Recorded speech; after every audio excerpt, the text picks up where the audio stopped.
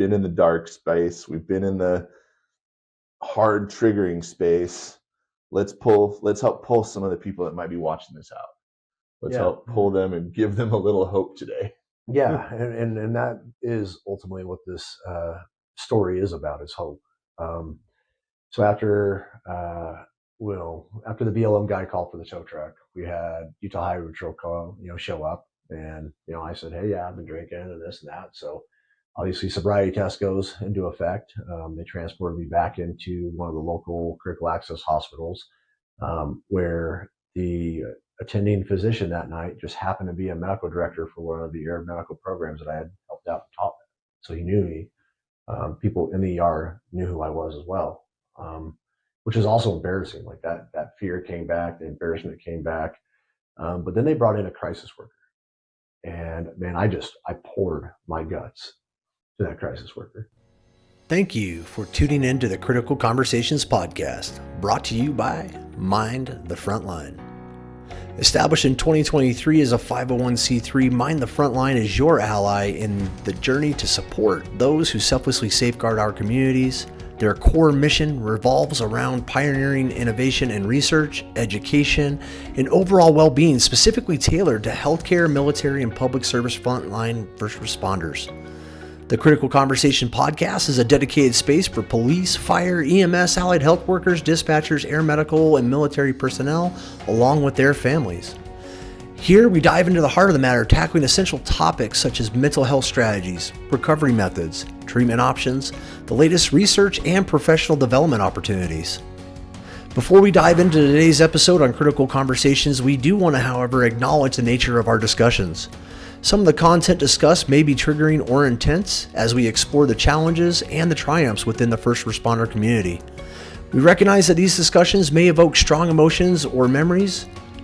If you or someone you know is struggling and needs immediate support, we urge you to reach out to your agency's mental health resources or your local peer support group. In time of mental health crisis, you can always contact the National Suicide Prevention Lifeline by phone or via text at 988. Please remember, you are never alone and help is always available.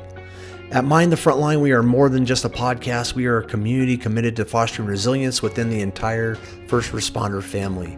So whether you're on the front lines or supporting those who are, we invite you to subscribe, engage, and be a part of this vital mission. To learn more, please visit us at www.mindthefrontline.org. Now let's dive into today's critical conversation. Welcome to the Critical Conversations podcast. I'm your host and president of Mind the Frontline, Chris Matana. And on today's special edition episode, we're going to be talking about first responder suicide and suicide attempts. We're going to be having a raw discussion, very transparent. And I do want to warn everybody that is listening or viewing this podcast episode that this is going to be a triggering episode if you are struggling. But we want to have raw and open, transparent conversations surrounding first responder suicide. And more importantly, I'm going to be sharing my own journey of my 2 suicide attempts, what I've done to kind of get through those hard times, where I was when I attempted my suicides, and more importantly, what we can do as a community to move forward and ask for help. Today, joining me on today's episode, I have our chaplain from Mind the Frontline, Dan Bergman. Dan, go ahead and introduce yourself to everybody. Hey, everybody. As Chris said, my name is Dan Bergman. I've been involved in EMS for about 28 years now. Started off as an EMT basic. Spent several years in Special Forces as a medic. And now I'm an RN. And I've been a flight nurse for about 15 years.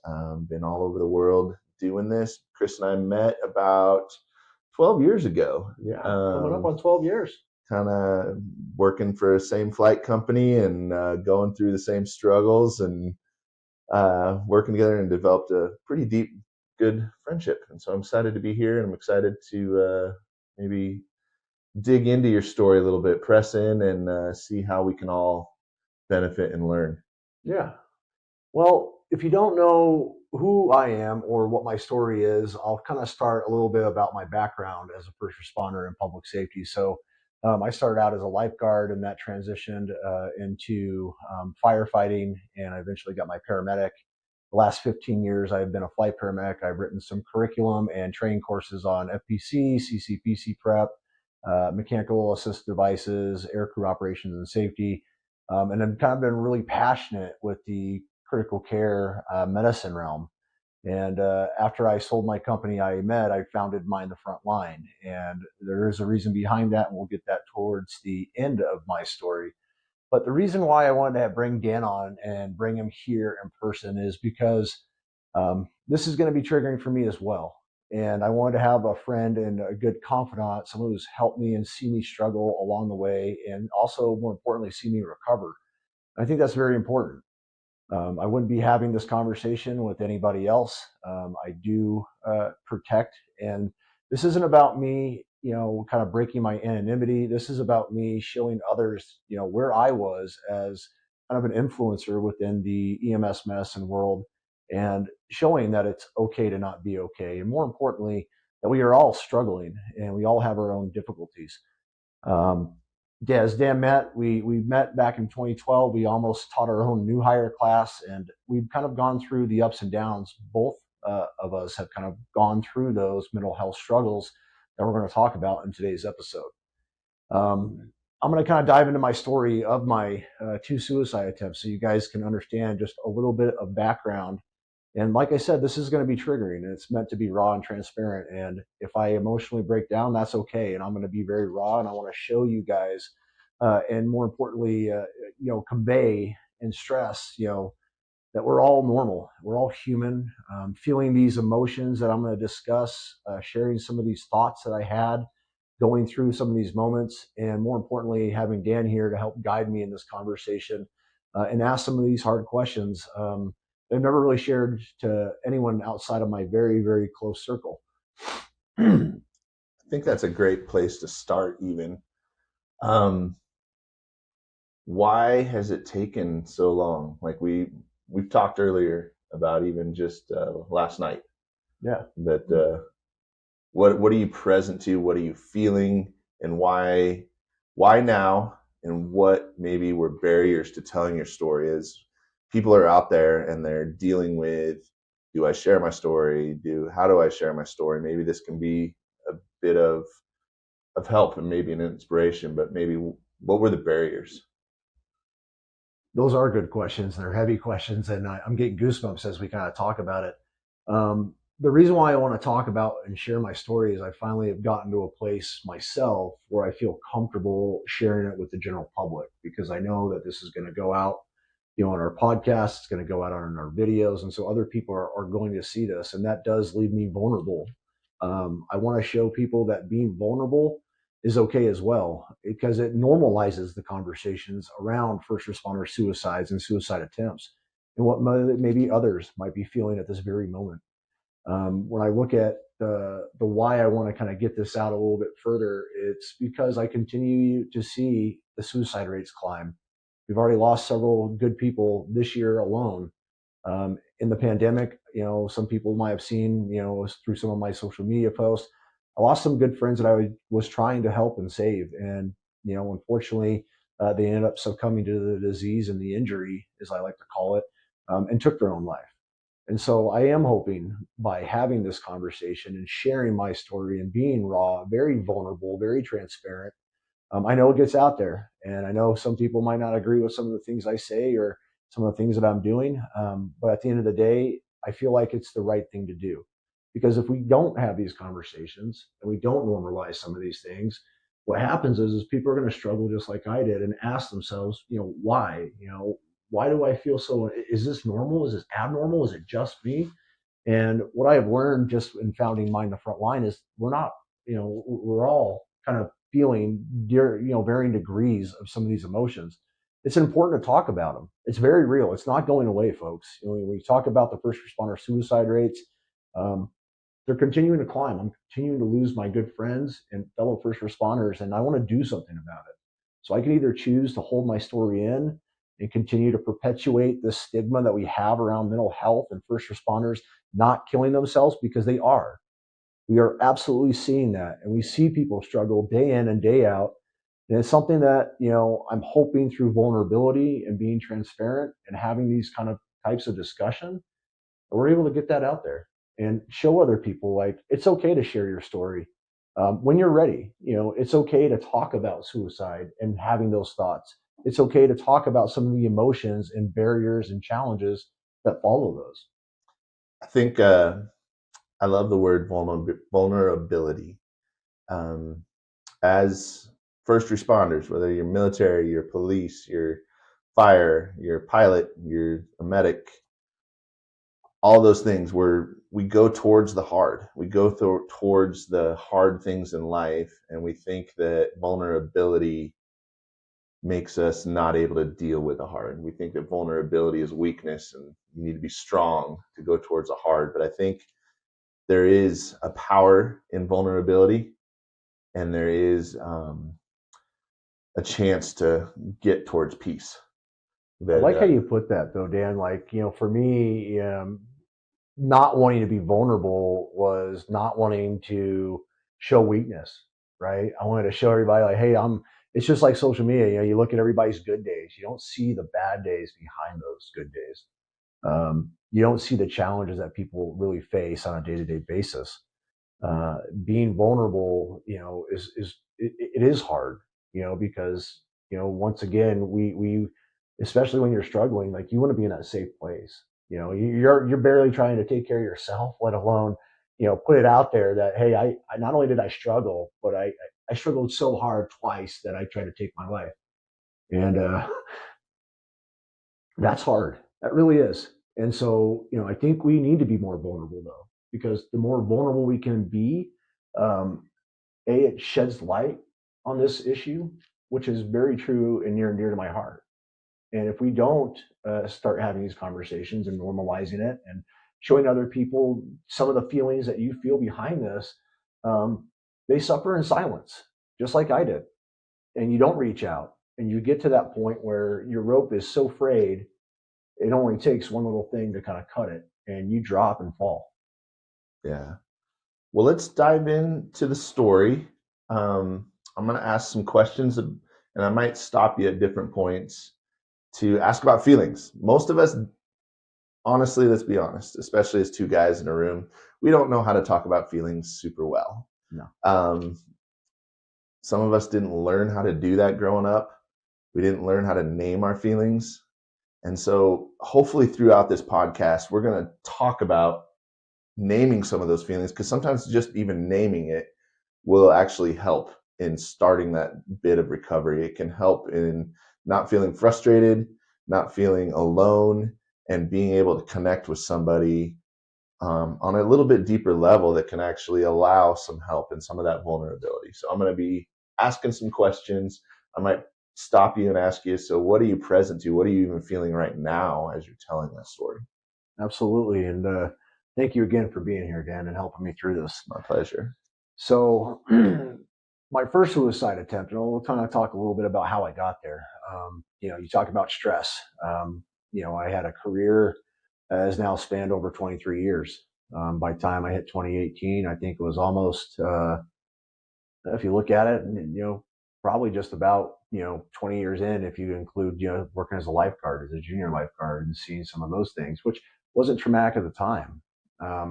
Even when I was working fire for my early career as a firefighter, paramedic, and then an engineer, it just, you have this machismoism, this ego, this arrogance, I think. And sometimes people see that as, they're just arrogant or that's just who they are. But really it was my shield, I think. I just wasn't aware of it at the time. And that just led me to kind of continue to get, like what I like to call deeper and deeper into that fog, because that's really what it was at the end of the day. It was a fog. I didn't realize some of the struggles I was having because I didn't know how to put an emotion around that or a feeling or give it a name, And so the only thing I did know is, keep my guard up, keep this imposter syndrome kind of going. And, that just further, I think, to the point where I got, like I said, you spend your years in, public service. We see a lot of traumatic things. We are under high stress environments. In those years of being a first responder, I also had two children, which is stressful. Financials, moving, things like that. Other external factors that weren't directly tied to being, first responder also added the weight to my backpack at the same time. And I finally got to a point in 2018 where, you know, I was struggling heavily, and I had been for months, on these emotions and feeling depressed, super, super depressed, not wanting to do anything, not going out and hang out with friends. My personality had changed, had become a lot withdrawn from my community, from my family. Um, and I didn't know what to do. I didn't know how to handle that. I didn't know, because the machismoism, the imposter syndrome was no longer working for me. Let's dig into maybe a couple of things there. The first one you mentioned, the words you used is shields up. Your shield was up. Do you think that was more related to who you are, or do you think there was a culture that you were learning over time, or could it be both? That is a really good question. I think initially, when you're new, you're a booter or a recruit or a new nurse, new law enforcement, you want to kind of, come in and kind of, be one of the team, and so you kind of mimic the culture that's already in place. I think a lot of the culture that I saw early on, I was kind of emulating my mentors, my instructors, my senior firefighter, my senior medic, and what they were doing, and just realizing now that they are also struggling. They just didn't know how to cope with this shit either. So I think their culture had a lot to do with it. And I do remember, one of the worst days of my life where I think, this was kind of the point where I really realized, it really broke me. It started breaking me even more after that. But I had reached out for help, kind of indirectly, because I had had a really hard, I had 3 calls back to back, pretty much. One was a really large MCI. The other one was a traumatic arrest. The other one was a neonatal fatality that we went on and tried to transport as a NICU team. And I remember going home after that shift and calling my supervisor, and because I couldn't get the baby's face out of my mind. Like literally, it was like it was right here, me talking to you guys right now. Like it was so vivid and it wouldn't leave, and it was so disturbing. And that was like my first time of truly like, holy shit, like why isn't this going away? And that first time I had asked for help, it was kind of like, oh, it's okay. It'll kind of like, you just got played off. There was no, EAP offered. Even then, I've used EAP and not had great success with it. Um, but the culture, I think, was one of the things that, I needed to, okay, shake this off, Chris. Just shake it off. Just shake it off. Like, just put it out of your mind. Put it out of your mind. Just move on. Act like it never happened. And that's typically what I would do, moving forward. And then I had some really unhealthy coping skills that I picked up even more, that just got amplified because of that culture of not asking for help. Because the one time I did actually like not know what I was doing, and really this was new. That feeling of this is not going away was new to me. And now I look back at it like, well, yeah, that was PTSS. And because I didn't deal with it, it definitely turned into PTSD. And that was the start. So, as we've had these conversations and we've talked a little bit through, like, can you name a feeling? Like I heard the word depression. Mm-hmm. And I think that's something that we can all kind of wrap our heads around and we kind of understand. But like, let's take it even a little bit farther. Could you name, like, when you reached out for help, could you name a feeling that you were feeling when it didn't really come? Yeah. The first feeling I had when I had these intrusive thoughts and they wouldn't leave me was fear. I was scared shitless, Dan. Okay. Totally scared shitless, because I didn't know how to deal with this. This was all new to me. It was very, very scary to be seeing someone who had passed away tragically that wouldn't leave my thoughts, wouldn't leave my vision. If I close my eyes, still there. If I open my eyes, still there. The screams of the mom, the look, everything, the smells of the NICU that we were in working that day, the dust from the MCI that I had worked prior to that call. I was scared, man, really, really scared. And that's what kind of led me to like, I don't know what to do. And I hate not knowing what to do. As a first responder, we like to bring confidence and, be able to bring the calm to the storm, as we like to say, but I could not calm my storm, and I didn't know what the hell to do. I felt lost following that, not having the help. And someone kind of that I looked up to as my supervisor that had many years behind, emergency and critical care medicine, basically tell me that it'll go away and just shake it off. And, but it didn't. Yeah. I think that's a very common thing for us is, especially on that medical side.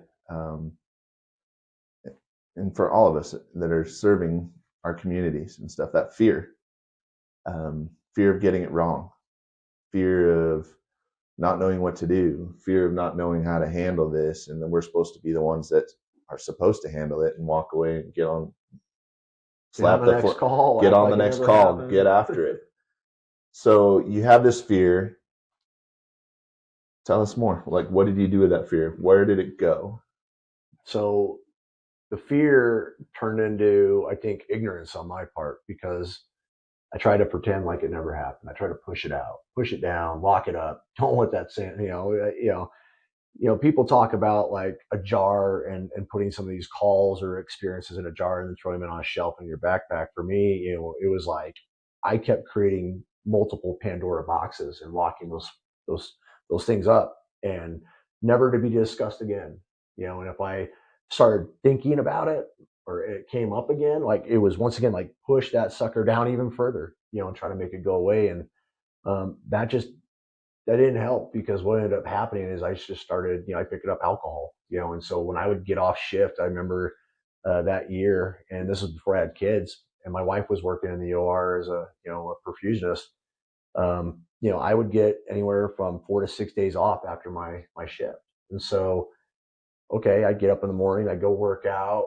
Now what? Now I'm at home with my thoughts. Okay, let's take the four-wheeler out. Let's take the boat out by myself. Okay, still the thoughts are there. All right, how do we make this go away? Okay, well, let's just start drinking.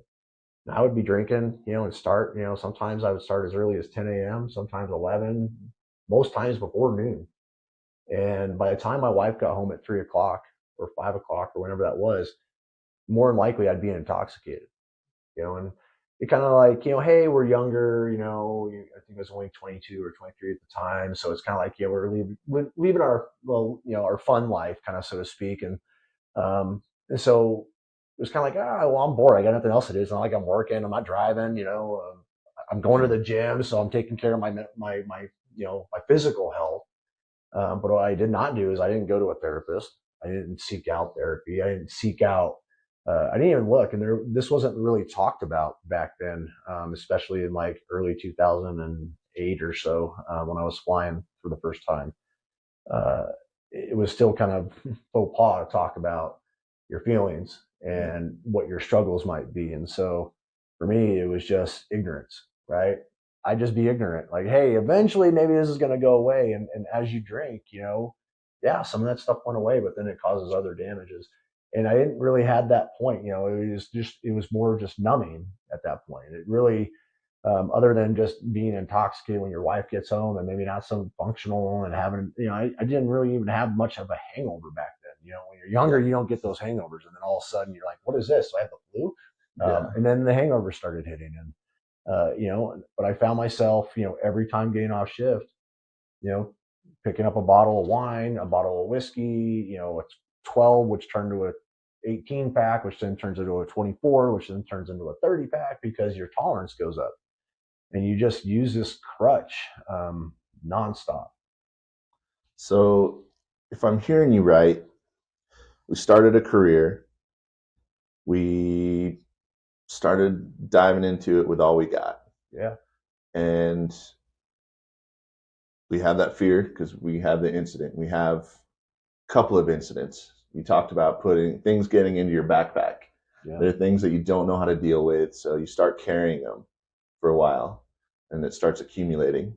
Mm-hmm. And then so early on, it wasn't very heavy. I could tolerate it. At least I thought I could. And that's the thing. You have this false reassurance. If you tell yourself, like, I got this, I'll get out of this. This is just a phase. I remember like telling myself and telling my wife, like, hey, this is just a phase. I'm 23. I'm just having a good time. But really, that was just the start of the accumulation of what would eventually follow the next 15 years.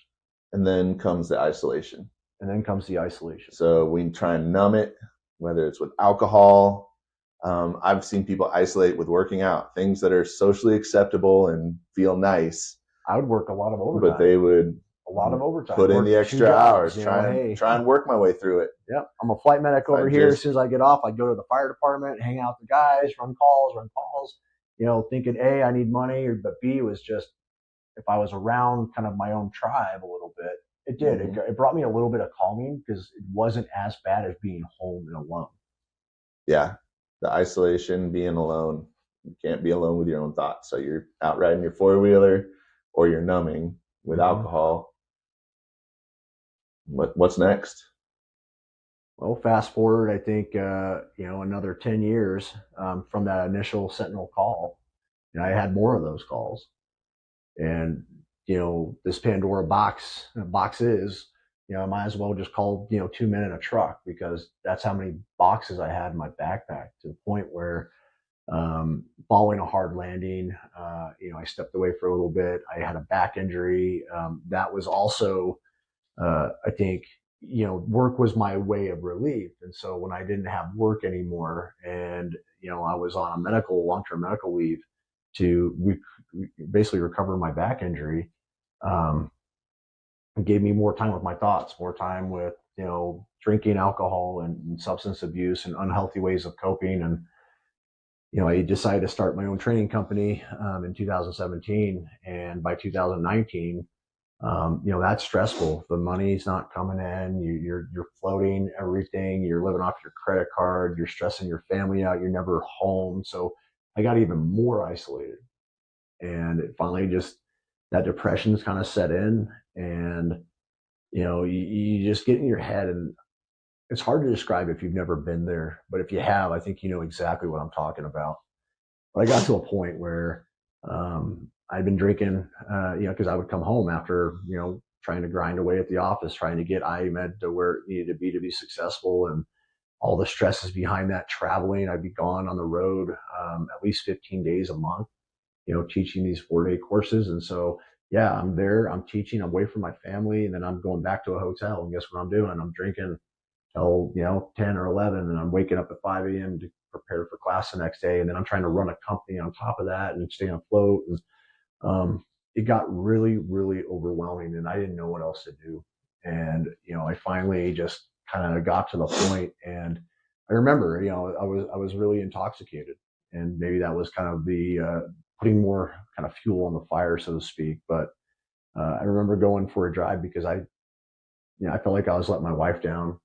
I had my daughter at the time, and we didn't have our son yet. And, I felt like I was just failing everybody, my employees, early on. It's a struggle to get a new company up and going. And, it doesn't just flow in like I thought. Like, I had this whole idea and this expectation of, this is how it's going to go, and we're going to be successful in a year. And here we are 2 years into it, and we're still struggling. We're still trying to get things to grow. And, I felt like I was letting everybody down. I didn't care about myself. I really didn't at that point. It was more like, I'm letting my wife down by not being home. She's letting me know that I'm not present. I'm not helping out with the house. I'm not helping out with the finances. Um, Man, I felt like a shitty dad and a shitty husband. I was very aggressive. I was very reactive. I had, a huge anger, lashing out. And so it wasn't fun for her when I was home. Yeah. And I didn't want to hurt her anymore. I didn't want to hurt everybody around me that I thought I was hurting, because I was in my head. My head was telling me, like, you're hurting everybody, Chris. You're hurting everybody, Chris. You need to stop hurting everybody if you just Where do you think walk that off. anger came from? You need to talk about that a little bit. Describe maybe what the anger came from. The anger was not being able to be there for my wife, not being able to cope with stress, not being able to take care of myself, not making the time for myself. And so any little thing would just like set me off. Sometimes, like, when you're really stressed about like finances, and say something breaks at your house, or your daughter breaks something, you're like, it was totally like an accident, right? But what I look at it is like, oh shit, how am I going to pay for this now? And that immediate stress response comes, and it just turns it into anger. And I took it out on those I loved most, because everybody else that probably knew me at the time, whether it was through, educating or the company that I owned. And, they probably looked at me as like, oh, he's a happy guy. Because when I was around teaching students, things like that, I was, I put on this kind of face. I put on, you see some of these commercials with these kids getting bullied and, they're like, oh, I'm fine. And then they kind of take their mask off and underneath they're just crying, they're broken. You can see the pain in their eyes. And that's really who I was. I was in a lot of pain. I just outwardly, you probably wouldn't know that unless you were my wife, or one of our very close friends. Because everybody else, it was just like imposter syndrome. It was just like social media. We were living a good life as much as we can kind of project that, but really behind the scenes, it was a hard struggle. Do you think it'd be fair to say that maybe that anger was a secondary emotion? Yeah. That maybe there's some fear still in there? I think there was still fear. There was still fear of the unknown. There was still fear of the trauma that I was still going through, because I was still having intrusive, dreams at night. Like that was one of the things that happened. I had panic attacks. I didn't really know that they were panic attacks. I didn't know how to deal with those, how to breathe through them. I didn't have any. I had no tools of resiliency, zero. And so you're basically flying blind, driving down the road in a fog and hoping on a prayer, and you're not going to crash into anybody. And it finally hit a point where, I got in my car, I went for a drive, and I had a spot picked out, and I knew if I hit this spot at the right speed, it would look like an accident.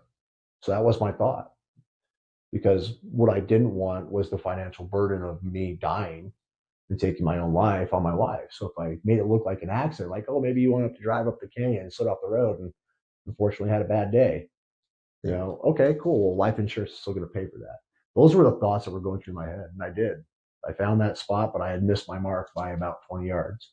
Because I missed my mark by about 20 yards, I didn't land into the ravine about 150 feet below, nosedive. I ended up going off to the left and just plowing my car into a big snow berm.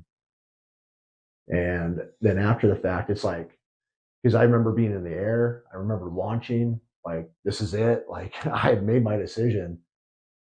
And when I hit, I was like, what the fuck? Like, what do I do now? No. And now I'm more concerned about, getting a DUI or, the legal ramifications. Like, I'm not dead. Like, what the hell? I'm not supposed to be doing this right now. Like, so what do I do? And I remember I was supposed to be teaching an airway class at a fire department that next morning. And luckily I called my brother-in-law, or my stepbrother, and he really is just my brother. And he came up and picked me up. And basically, like, the next day was, came up with the story. Like, oh, I just went for a drive and slid off the road. And, AAA comes out, they bring 2 tow trucks and get my car out. And, but someone, I think, did have a good sneaking suspicion. My good friend, Zach, because he was a friend, right? He knew me, he knew who I was and kind of some of the struggles I was going through. And he was like, he didn't believe my story, but he didn't really push it either. Maybe it was because I was his boss and the owner of the company and he was the director of operations, but, he kind of, I played it off. I called the fire department and said, hey, I'm not going to be able to make it in today. I'm a little sick, or I ran my car off the road. They're like, oh, okay. Like, so then you try to change your story to like, but then I went through like an emotional hangover for weeks after that. Like, I literally tried to end my life and it didn't go my way. And now how do you deal with that shit? Yeah. Well, I don't know.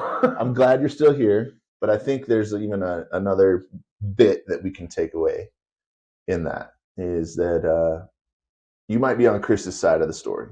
You might be coming up with a plan. You might be feeling like the backpack weighs too much. But you also might be the friend who's looking at the story and not know quite how to step in, not quite know how to push that story. How long did it take before you actually admitted to that story to somebody? How long did that take for you? A couple of years, to tell you the truth. I finally admitted to it because I think the first person I told was the crisis intervention worker after my second attempt. Okay.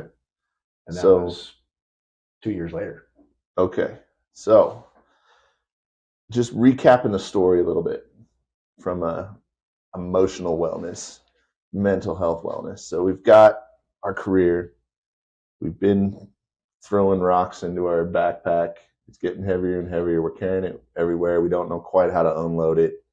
Sounds like people didn't know how to help you, didn't know how to maybe try and draw some of that out of you quite as well as maybe they could have.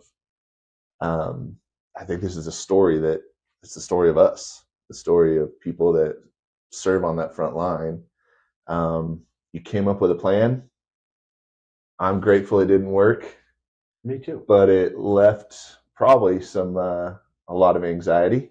More trauma just from being airborne, and that feeling of like, this is happening. Like, you get to a point and you execute, like, to get to that point, to pull that trigger, which eventually I didn't do with my second suicide attempt, but getting to the point where you're like, you commit and execute that final step, that final stage in what you believe is going to be your life, and then not have it fulfill itself. Like, I wasn't prepared for that. Yeah. I absolutely was not prepared for that. And I think because of all the other, negative character defects that came with my emotional trauma and, some of that PTSD and all that, people looked at it like they didn't know what to do. I know for a fact that my spouse, my wife, she didn't know. She tried everything to what she knew at the time, but she didn't know, like, who do I call? Who do I reach out to? What are some things I can do for Chris? And I didn't know either. Neither did my family members, my parents, my mother and father-in-law, and everybody kind of sees you with these. And what happens is those negative character defects, like anger, being short-tempered, being an alcoholic, or abusing substances, like, they look at those things and they don't realize like what is causing those things. Yeah. And okay, how do we go to the root of the problem versus some of these superficial problems that are being created from that? The anxiety, the depression. And I was, at some points I thought I was bipolar because the swings were so hard and so often, and you didn't know. Yeah. I wasn't on any meds at the time of both of these, and would that have made a difference? I don't know. I can't go back and say this would, because I absolutely have no idea. Okay. All I know is just the experience I had. So we had this event. It was a failed event. Walk me through the next 2 years.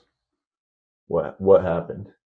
So after I tried to play it off, kind of like, hey, and that's what I did. I compartmentalized it. I created another Pandora box. That one was bigger.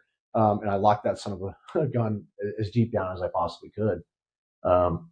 And then I never talked about it. And it just happened, whether it be fate, whatever you want to call it. But, iMed started getting some traction. It started getting bigger. We started getting more financially stable. And so, times got a little bit better. But what did not go away was the substance abuse. What did not go away was the anger, the emotional, baggage. Like, none of that went away because I didn't deal with it. Like, I just act like it didn't happen, because times I was kind of in a fair weather time, so to speak. I just kind of like, okay, cool. Like, I'm just going to ride this out. Like, I don't want to deal with it, because once again, that was fear. There was anger and disappointment in myself, even like that own guilt. And I carried that guilt for 2 years until, it definitely was a contributor to my next one. Because what happens is in that fair weather moments, you're like, hey, I got this, man, such a shitty term to use, because I didn't have it, not by a long shot. It was just being masked, and the stress wasn't as prevalent. But we talk about this like window of, kind of therapy, or window of stress a little bit. I'm able to tolerate so much, and I've gotten used to kind of tolerating a little bit on the higher end. And all it took was one event to push it over. And because I already had all this weight and I hadn't dealt with any of this stuff, I sold the company in November of 2021. And, with that, I thought, like, hey, life's going to get better now. I'm not going to work as, 14-hour days. I'm going to be home with my family a little bit more. And I had a really bad business partner that I was working with, and it just, it did not go away. And it wasn't just that, like, the emotional hangover was still there. The baggage, the Pandora boxes were still there. They didn't go anywhere, to the point where, in January 7th, 2022. I remember the day like it was yesterday. Um, it was kind of towards the start of the second year of the pandemic. We were able to kind of start having in-person courses and instruction again, and so I last minute we were trying to get this ventilator course up and going, and so I flew out to this department, and this was the first time I'd actually been back in the fire station in a long time, and the tones kept dropping, and those tones became super super triggering. On top of that, in my rush and haste of trying to, get all this stuff done, I didn't bring my meds with me. So I actually had started some SSRIs. So I didn't bring my meds. I didn't sleep the night before. I drank pretty much all the way there, got sober for the morning to be there. Because it was less than 24 hours. At this point, I actually did have a service animal. But because it was less than 24 hours, we couldn't get her on the flight manifest. And so I leave my service dog behind. So man, I was out there naked, essentially. Kind of the perfect storm. Yeah, it was definitely a perfect storm, man. And it got to the point where I looked up at the primary instructor that was teaching this course, which is one of my employees, and I said, "Hey, I gotta go." And I went back, and I remember just sitting in the Delta Lounge, and one of the perks of being a frequent flyer is they give you as much alcohol as you want, which was my tool, but also it was like giving myself poison. It was like throwing more gas on it.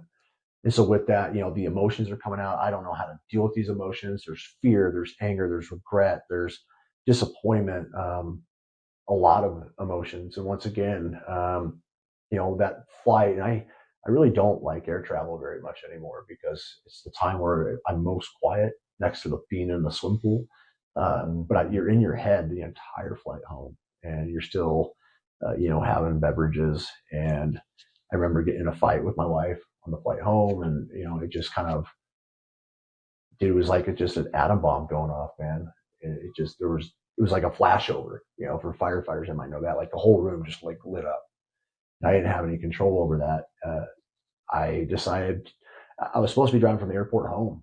And instead of taking the turn off to go home, I just kept driving, thinking like, okay, maybe I'll just go for one of my drives, right? Because I used to do that. I'd just get out of the house, kind of go for a drive, turn on some like stick figure, some blues or something like that. And, I just ended up kind of like burying myself into the sounds of silence from Disturbed. And I really just put it on repeat and just kicked myself down and down and down and down and down until I found myself out in this little remote town, about 45, 60 miles west of or east of Salt Lake, and picked up some liquor, picked up some beer, and decided, like, hey, I'm going to go out this direction because I know what's at the end of this road. It's a dead end. In the wintertime, they cut it off for all the snowmobile trails. I also knew that there was no cell phone service out there, complete dark site. And, so I went out there with all these emotions and feeling like shit and on my head, telling myself I was no good and I shouldn't be here. And I'm just fucking up everybody's life, pardon my French. And I remember seeing the snowmobile trail when I finally got to that spot, and I was like, okay, I could see a tree line just be lying, about maybe 500 yards or so, and I was like, okay, I can get my truck up there, right? And so start rolling and barreling down the snowmobile trail, and I only made it maybe 150 yards before the whole truck sank. It was stuck. And I was like, okay, well, it was like 11:30 or midnight almost at that time, and so I just started drinking and drinking. I had my weapon on me, and I started dry firing, putting it in my mouth, dry fire, putting it on the side of my head, dry fire, putting it on my mouth, underneath, dry firing. And it just got to the point where, like, okay, I can pull the trigger. And so then I loaded one bullet, and I still have that bullet today. It's in the same truck that I tried to end my life with. And I wanted to get, and this is the alcoholic in me, I wanted to drink all my beverages before I did it. And as I was about 6 left, I looked up in front of me because there was these flashing yellow lights off in the distance. There's a little mist. It looked like a UFO, man. Like it was definitely like a, like, am I out of my mind right now? Obviously I was. It ended up being a BLM snowcat grooming the snowmobile trail at 2 a.m. Oh, wow. And this guy stops next to my truck because I'm in his way, clearly. And I roll down my window and he's like, "Hey, how you doing?" I'm like, "Oh, I'm okay. Just got stuck. Was out here messing around, kind of thing." And he's like, I'm like, "Hey, you mind giving me," once again, okay, someone found me. So let's backpedal now, right? "Hey, you mind giving me a tow out?" "Well, no, we can't do that. It's against policy with the BLM, and I don't have a strap on." I'm like, "All right, cool." He's like, "You want me to call you a tow truck?" And I was like, "Yeah, sure." Why? He's like, "Hey, do you want to wait till the morning? You want to do it now?" And I'm like, "Yeah, why don't you go ahead and call him now?" Because at this point, I just want to get fucking home. I got busted. Like, I just want to go home, go back to some other place. Yeah, man. And then that just kind of started the long road. And I'm kind of thankful for that moment, though, in many ways, because that was almost the start of my recovery. It wasn't quite there yet. I'll get there in a minute. Yeah. So once again, how long did it take to share this story once it happened? I think it took about a year following the event before I started letting other people. And I started with my close group. My coworkers obviously knew, because after that I took a sabbatical for 6 months, and people were like, "Where's Chris? Like, why isn't he with IMED anymore? Where's he?" And I thought that taking 6 months off would be okay. So I didn't share it. And then, I decided I founded originally the Wounded Medic Foundation, and that was just my way of trying to find something to do, another project or something to keep me busy. And I was trying to help others while I was still hurting, really. Yeah. I think a great lesson in there as I've been working on some of this stuff even myself is that thought that just because things are getting better and just because circumstances seem to be okay doesn't mean that the trauma is not still there. Yeah. Doesn't mean that we're not still carrying that baggage. There's a theologian that talks about emotions making great companions but terrible masters. Right. And even in the midst of having IMED starting to become financially stable and you're getting your name out there and it seems like things are going up and you're able to do things that maybe feel good, that you're like contributing more to the family and everything else, there was still something that drove you to that BLM road. Yeah. There was still a sense of something's not quite right. And so I guess as we've talked about this story, that's the piece of the story that I think is going to even hit more. We know the background. We understand that it was 2 attempts of hitting low, and you didn't know how to ask for help. You didn't know what your resources were. You didn't have resiliency in there or ways to express it. You didn't have people that were able to feel like they could cut and push into your story. Yeah. But now we're a year past putting a gun in your mouth. What changed? Like, let's start that conversation. Like, we've been in the dark space. We've been in the hard triggering space. Let's help pull some of the people that might be watching this out. Let's help pull them and give them a little hope today. Yeah. And that is ultimately what this story is about, is hope. So after the BLM guy called for the tow truck, we had Utah Highway Patrol show up, and I said, "Hey, yeah, I've been drinking and this and that." So obviously sobriety test goes into effect. They transported me back into one of the local critical access hospitals, where the attending physician that night just happened to be a medical director for one of the ER medical programs that I had helped out and taught. So he knew me. People in the ER knew who I was as well. Which is also embarrassing. Like that fear came back, the embarrassment came back. But then they brought in a crisis worker, and man, I poured my guts to that crisis worker. What prompted that change, do you think? What brought about the ability to open up? And honestly, I was fearful of going to jail for DUI. Honestly. Okay. And the nurse came in and said, like, why were you, because they knew where this road was. Like, what were you doing out there? I don't know. At this point, I feel like I just hit the bottom. Like I'm not dead. What else can this hurt? What else is it going to hurt? Before that second attempt, I always kind of thought, like, if I got so bad, I would just go to a behavioral health hospital. Maybe that would help, and I saw that as kind of being my saving grace almost. Lo and behold, I was in crisis. I was in real bad crisis. And so that team there at that ER, which they did amazing. But they got me transferred over to a behavioral health hospital where I was committed for 10 days. And I remember talking to the two firefighters that were transporting me over to there and all of that. And, I started feeling a little bit of hope again, right? Like, okay, maybe I'm finally going to get better. Maybe I'm finally these feelings and these thoughts, these intrusive dreams that I'm having, because I'd be waking up with sweats. Like it was hard to sleep. It was hard to live. It was hard to breathe sometimes. But when I got to this behavioral health hospital, it was not the saving grace I thought it was going to be. This was not one of the good ones. They put me in with a bunch of people that were going through detox essentially for substance abuse, a lot of DTs, a lot of withdrawals. And here I am, now sober with the emotional hangover. The only person that's not only a first responder. And so it triggers a lot of things in that regards. But I felt alone. I felt isolated. I was the only one there that was trying to, struggle. I was struggling with mental health. In the realms of suicide. I'm not saying that the others weren't struggling from some form of mental health injury or things like that, but I didn't get to see the psychiatrist at all. I saw a student for maybe 10 minutes a day, and that was only like 4 out of the 10 days I was there.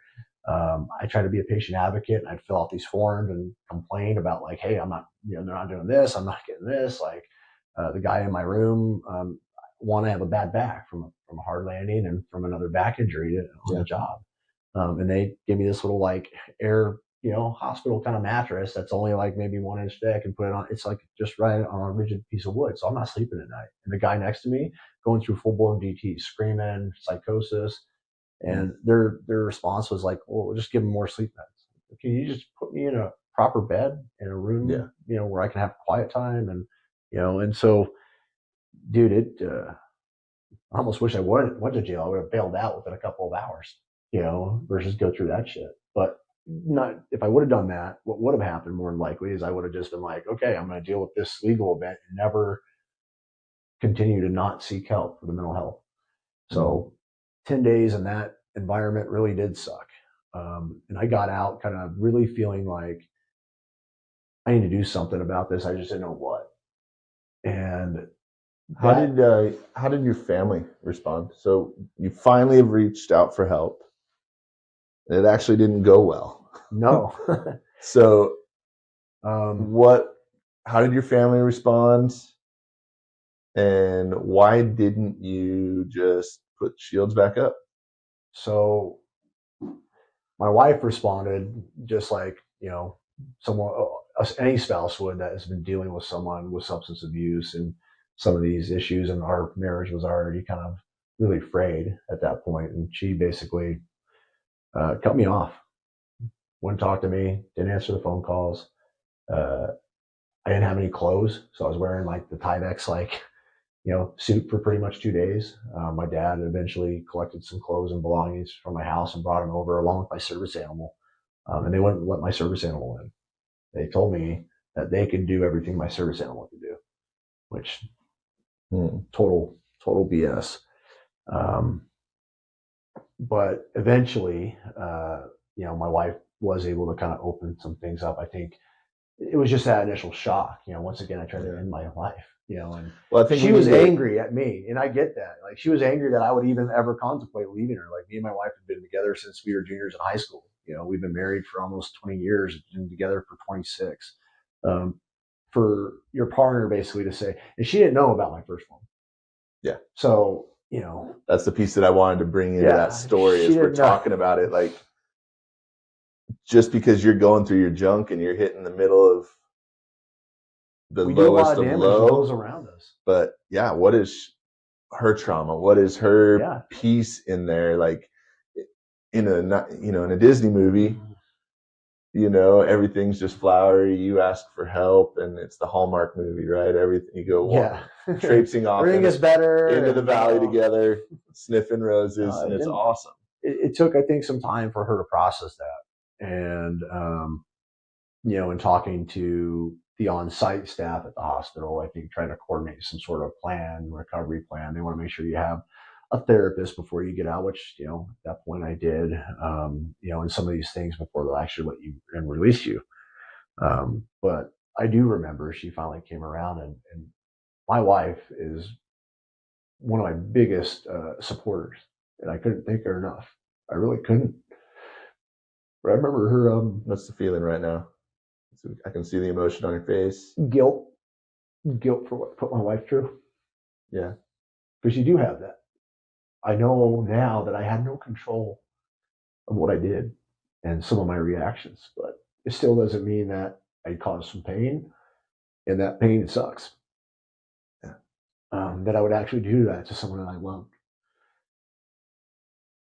because I very much do love her. And I remember her showing up at the hospital to pick me up, and she had Portia, my dog. She had both my kids. And man, it felt good. It felt really good to have and see them and hold them in my arms again. And it kind of thankful at that point. You're thankful that whatever happened or whatever your plan didn't actually happen and go through with it. At least I was. I was extremely thankful. And, it was kind of like, I remember the drive home being kind of awkward, but like at the same time, kind of once again, like, we'll just act like that didn't happen to a degree. Like it did, but we just kind of had to play through it a little bit. And, at this time I requested, leave of absence from work and went on long-term disability to basically recover. And I thought that by finally taking a breath, finally getting some time and not just, I was still associating a lot of this with like burnout with work and things like that. And it was burnout with work multiplied by a substance abuse issue, multiplied by years and years of unresolved trauma and bad coping techniques. And, I even had childhood trauma that I brought into the profession and didn't have that resolved either. So there's a lot of unresolved Pandora boxes still there. And I thought by just taking some time off, going on some vacations with the family and, kind of creating some memories and experience, like it would all go away. But one thing that I didn't stop doing was drinking. I was still using some of these old habits, these old coping techniques, because once again, I hadn't really in that moment, I was going to a therapist. I had some of these other things. I had started ketamine therapy and little things like that, but it didn't get to the point where I really didn't. I didn't know how to fix this or what I needed to be doing on the regular basis. And so, being home now, not working, you're still in your head more now. So the drinking became it became a problem. And my wife, she made a decision that we needed to separate. And I remember coming home and, I don't blame her. I really don't. And if it wasn't for that, I wouldn't have probably gotten sober. But at that point, like I've tried to end my life twice. I've decided that I really want to do everything I can to live. I didn't want to give away this one. I look at it as like my like you taking away my nebulizer, like my albuterol inhaler. Mm-hmm. Like that's what I would kind of relate it to. At least that was the thought in my mind, because that was like the one crutch I still had that would numb everything, and I didn't want anybody to take that away from me. And I didn't have a choice at that point. When you move out and you're, sleeping in a hotel and then renting a house by yourself, and you're trying to figure out, when you're getting the kids, when you're not getting the kids, and man, it got a lot worse before it got better. It really did. But then it came to a point where I really just started asking for help. Like truly, it was like the first time I really made myself vulnerable to say, I can't do this. I don't know Yeah. what the hell to do. Can someone please help me? And I gave it up. I had a good stepfather-in-law, Paul, that started going to a program and working through a program at least to kind of take some of these things away. And that really was day one of me committing to a recovery plan to get back, because I needed to take away that final crutch that I just didn't know how to let go of and didn't want to let go of, to really start healing. And since then, it's been a beautiful ride, to tell you the truth. Yeah. I had to go through hell to get there. But yeah, I got sober, and I really started taking therapy more seriously. I went to trauma peer support groups almost 3 times a week to talk about my experience, about what I went through, learning like, what is fear? What is anxiety? Here are some good coping mechanisms. Like all this shit that I wish someone would have taught me when I was a new hire, when I was going through paramedic school. Like, we didn't get any of those tools. Like, nobody gave me any tools. They just said, go out and do this. And if this happens, just act like it didn't happen and don't talk about it, more importantly. When I finally started being aware of what like my character defects were, and my emotional, like, I could be it's called self-awareness, right? Emotional intelligence. Like, I didn't have any of that. I had zero. When it came to emotional intelligence, I was just like a 2-year-old trying to walk, just stumbling all over the place. I had no idea. But when I started gaining a little bit more self-awareness, like, I could now give it a name when I had an emotion, right? Yeah. So when I was having a panic attack, I could call it a panic attack. I'd be like, hey, I'm having a panic attack. And I would say that in my head. And just giving it a name didn't mean like it went away. Didn't mean sometimes it would lessen itself. But at least by giving it a name, it really allowed me to I could start identifying some of this stuff. And it's scary as shit when you can't do that. Yeah. I think that's a great point. And I think even in this story, that might be helpful for people that might be going through some of the same stuff is hopefully you don't have to reach rock bottom. That's the point of Mind the Frontline, is maybe to get some better language, to get some better tools and resources available so you don't have to hit the rock bottom.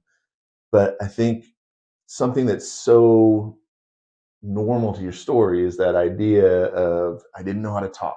I didn't know how to name it. I didn't know how to explain it. I didn't know if I should. It was hard to be vulnerable. Mm-hmm. These are things, that's my story too. Like, when I've seen kids die, it sticks with me. That is a trigger. That's something that I was made to feel like you're not a good paramedic. You're not a good nurse. You're not a good ER practitioner because you feel pain and hurt when a kid dies. And I'm like, I don't want to lose that piece of my humanity. Like, the day that doesn't hurt, that's maybe is the day that I need to step away. But can I learn how to process it in a way where I can sit down and be like, hey, Chris, I'm hurting. Mm-hmm. And I don't know what to do with it. Will you sit with me a moment? That now we're not alone. Being in the Army with a special forces unit, we liberated a house. We went back into this Sealand container thinking it would be bomb making equipment. We opened it up. It's 25 children that are chained to the floor, going to be sold. And I'm told, suck it up, be a man, be a soldier. Your story, my story, they're parallel. They have some of these things. So what I want to get to is, now that you've started feeling hope, you've started going to therapy, and you've started taking therapy seriously. Mm-hmm. You've started to ask some good questions. Started looking for good resources. So what feelings were you feeling then? Could you name some things that were starting to happen? Who was with you on this journey? And what did that look like? So at first there was frustration, honestly, because what I did find, as a first responder trying to find, okay, I want help. I really do. I want help. I'm open. Like, hey, help me. You finally come out and you hit that point. And then when I would try to find some resources to help me, some of them were good, that were great and helped me move forward. And some of them were bad and I had to step back.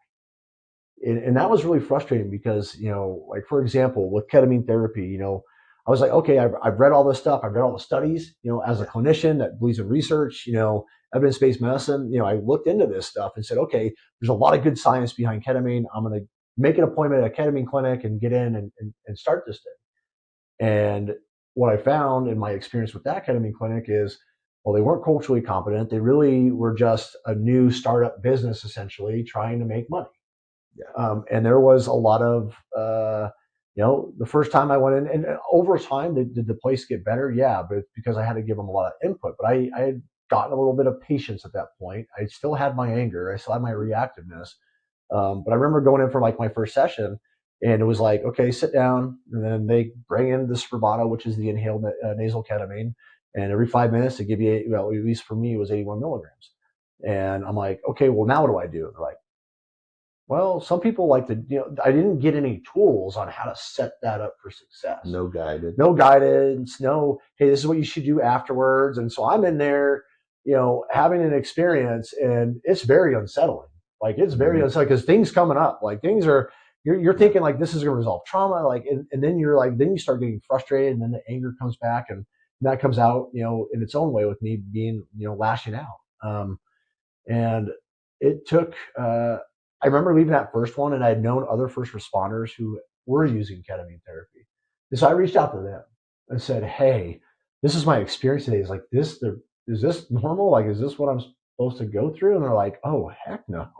And they actually had found some really good places. Too bad I couldn't just go travel to Colorado and this other place. I think it was Florida. But I asked for help again. But I asked help from my own community.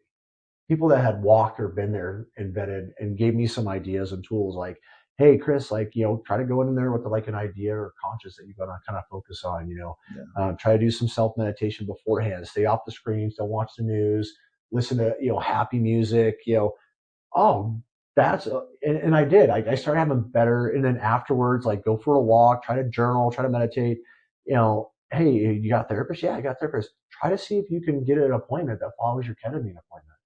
Oh, okay. So I started doing these things, but I never would have gotten that information from this ketamine clinic. They didn't give me any of that. It basically took me asking my own, community members, my own first responders, hey, what works for you, or how do you do this? And that's where I started learning that, there was other people who were having similar experiences.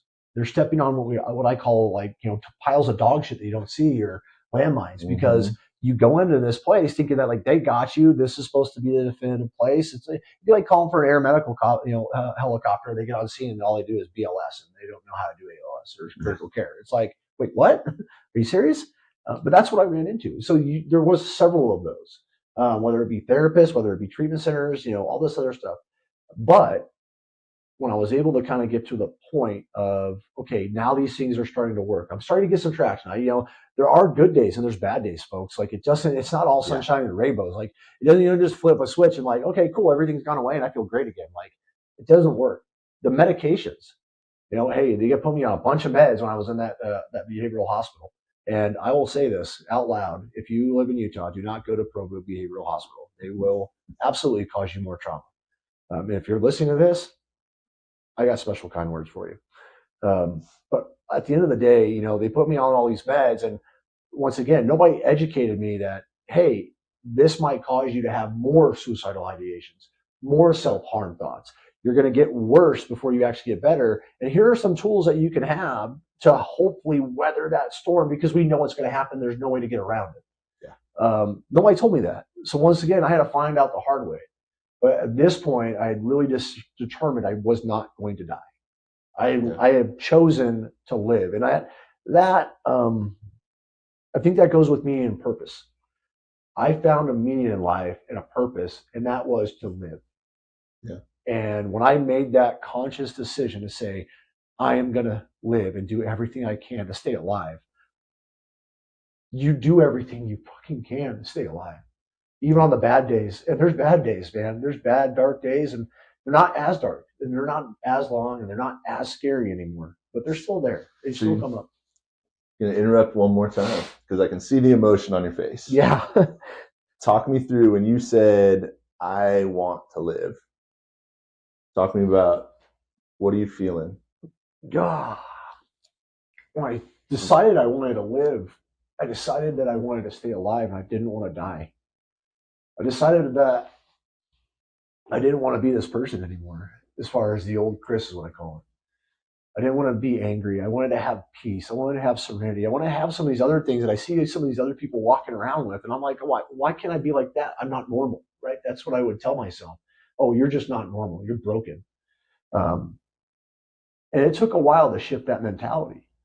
But when I chose to live, like that is when I knew that suicide wasn't an option anymore, right? So the only other option other than taking my life is now to get better. And I became an advocate for myself. And then I started rallying behind other people that had experienced it before me. So I had a small group of people that were first responders that also had gone through a suicide attempt. And they gave me tools and tips. And they really kind of helped lift me up on some days and give me guidance when I couldn't find my way on other days. I think that's such an important piece, is finding a community, finding your tribe that you can. And it doesn't have to be 20 people, 30 people. It could be one person. Less than 5 is all I had. Start with one, and maybe there becomes 2. I love that phrase of like, okay, so I wanted to live. I didn't want to be the old Chris. Me and you, we've talked about the idea of a transformational conversation. Yeah. And I've found this to be useful for myself, of talking about that preferred future. What is that preferred future? I don't want to be the old Chris. For me, I want to be a person who uplifts those around me and is a positive member in the team. I can go to the negative faster than anybody's business. And I'm a critical thinker. So I'm like, even if everything is great, I'm going to make it better and I'm going to tear it apart. Yeah. You're going to break it down. Break it down. But I don't want to be that guy anymore. So the reality is that's who I am. I want this preferred future.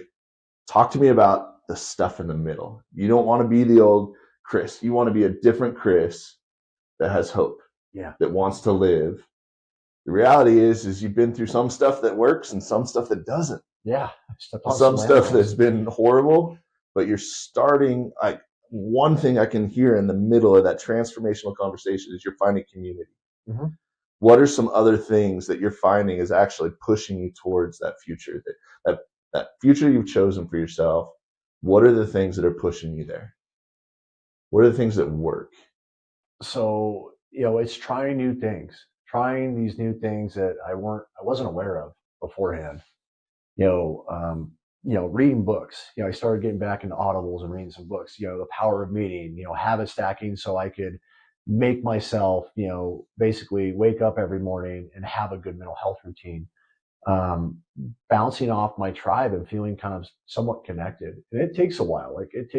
I had to start with my own tribe and my own family just to feel comfortable going out into social events with just our friends. And I have a really tight friend group that, we've been friends since middle school, and we still, luckily, we live together close. And so, and they didn't know what I was going through, to a full effect, but they didn't need to know that.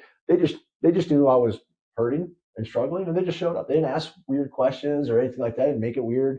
They made it a safe place, and they just tried to, hey, let's get them out. Let's go play pickleball. Let's go do these things. Let's have dinners and family dinners. And that's where I was able to start kind of reintegrating, I think, into, the general public and society. I didn't go full bore. I felt really uncomfortable doing some of those things. I learned a lot of tools through working my program. At least for me, what works. And I don't say, hey, what works for me is going to work for you guys. I'm just trying to give you guys, hey, this is how I did it. There's other people that have different ways and different methods, and great. Like, what works for you may not work for something else, but other things are, I've been, not only I've had to learn patience, really, like, patience is key. Cause if we're driven type A personalities, like we know you and I are, Dan, I want results now. And what I have realized is, there's what we call tactical, and there's what we call strategic. And strategic goals are something that are long-term. They're going to take years to get to that point. So that's the word I prefer and I want to be, right? And I have to do certain things, like every morning wake up and do a mental health routine. So I do my daily readings. I found good resources so I could do that. I got a sponsor that helps keep me away from my crutch, so to speak, because there's days where you want to pick up that crutch again because it works, but it also causes a lot of damage and leaves a lot of damage behind for those around you.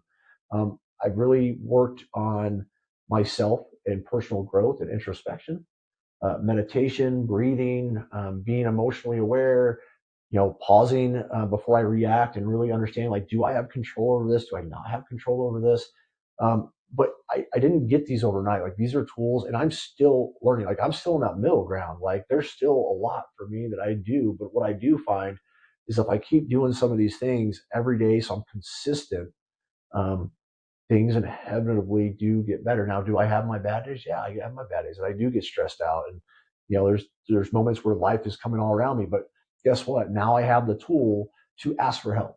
Right? I've eliminated that barrier of asking for help. So I will ask for help, and I'm quick to do that. I'm quick to incorporate prayer. I'm not a religious person, but I believe in a higher power. I had to give myself something to say. It's not just a Christian show, because I had to get rid of my arrogance and my ego too.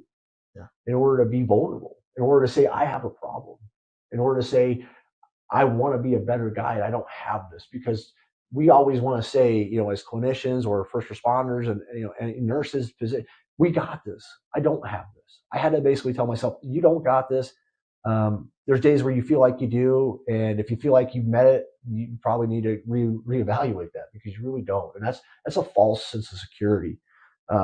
Dealing with my character defects and really learning tools that I can employ to help lessen those, because I know that some of these character defects are never going to go away. My trauma is never going away, folks. It's just not. And that's why I do this every day. Point.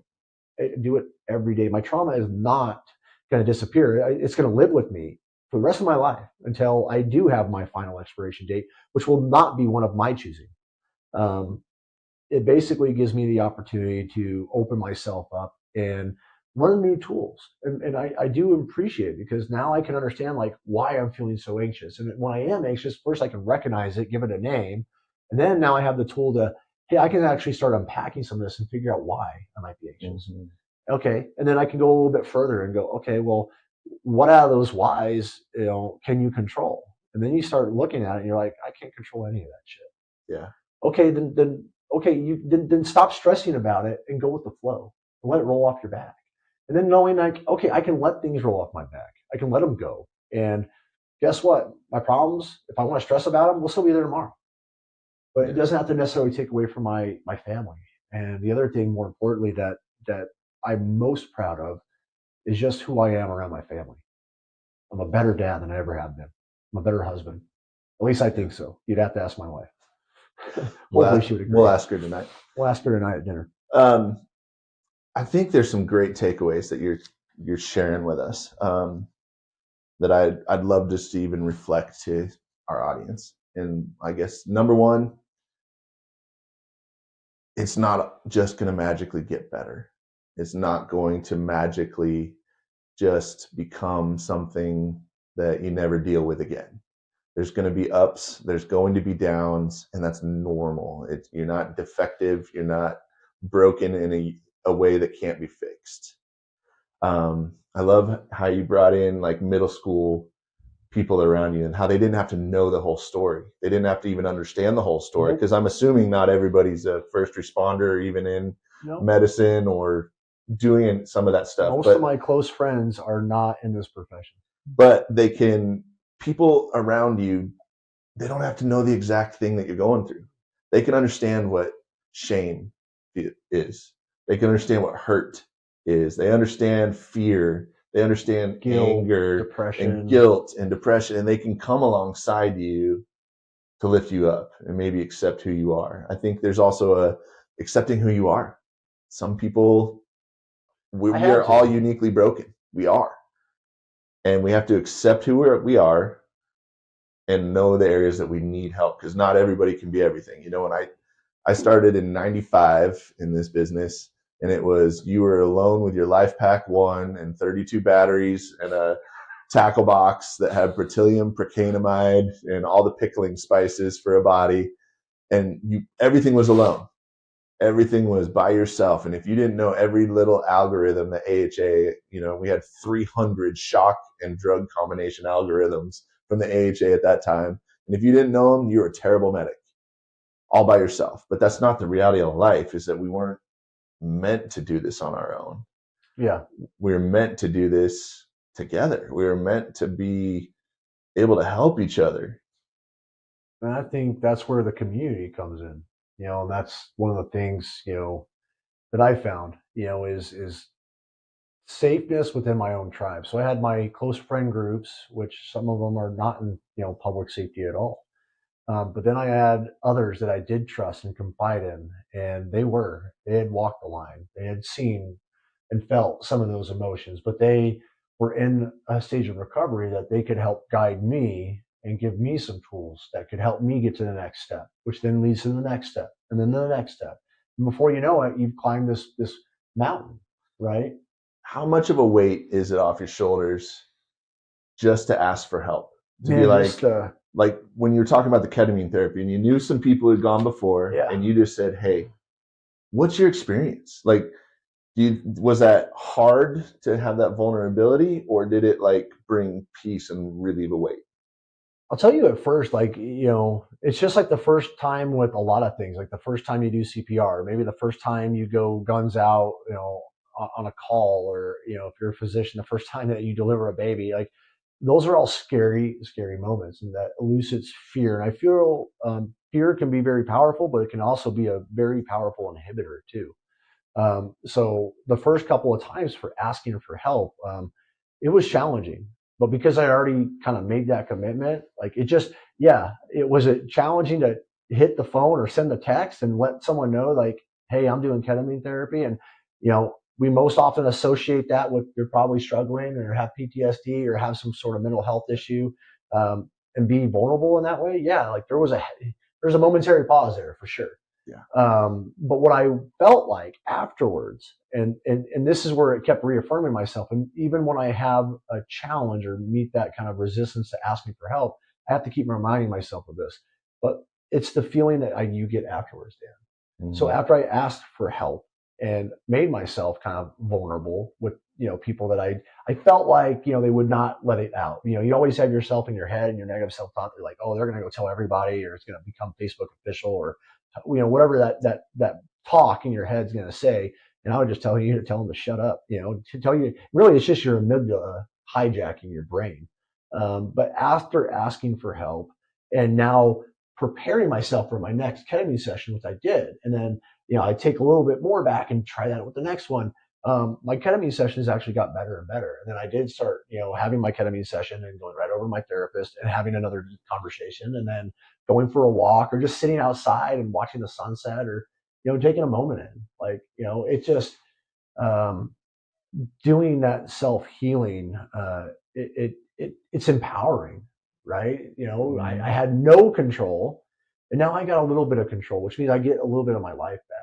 But I was able to basically take that, and, since then I've asked help for multiple times. Sometimes it's hard, sometimes it's not, and sometimes I just do it. Like you just come to that self-awareness where, like, the only way I'm going to get through this is if I ask for help, because otherwise I'm going to sit here and it's going to feel like shit, and it's going to, feel like the dark days are longer. And I know that what I get out of the feeling afterwards. And so I have to inherently just, okay, I know this is a barrier right now, but I know inherently I'm going to feel better afterwards. And so I try to cling to that idea, not the scary idea. How many times would you say, like, when you've hit that point of being able to embrace humility, embrace some vulnerability, and reach out to somebody, maybe it's even tentatively, asking for some help, asking for some advice? How many times have you been rejected?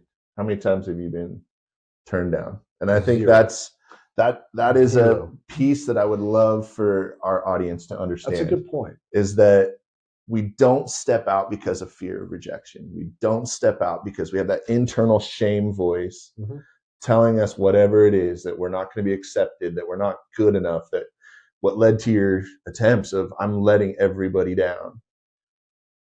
But as I work with people over and over again, when they're reaching out for help and they're in that vulnerable place, it's goose eggs on the times they're rejected, the Yeah. times that they're Everybody's been actually pushed away. everybody's been more than happy to reach in and create that safe space, especially if they've been through it.